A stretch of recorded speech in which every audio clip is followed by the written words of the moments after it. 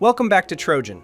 You've probably heard the letters MEV, or the phrase MEV attack.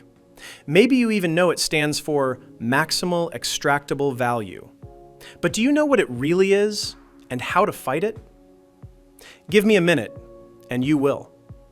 There are a few types of MEV attacks, but the most common, the one you'll hear about most, is the sandwich attack. Here's how it plays out.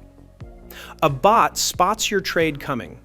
It slips in before you and buys first, nudging or even hammering the price higher. Then, after you buy in at that inflated price, it sells, locking in profit at your expense. So how do we push back? With MEV protection. Turn it on, either for a single trade or baked directly into your trade settings profile. And now your transaction routes through a private validator, skipping the public pool where bots are waiting to pounce. Want to make sure your transaction is fast even with MEV protection?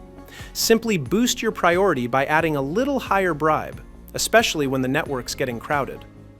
As always, double-check your setup before you send the order. Honestly, that's good advice for everything you do on-chain.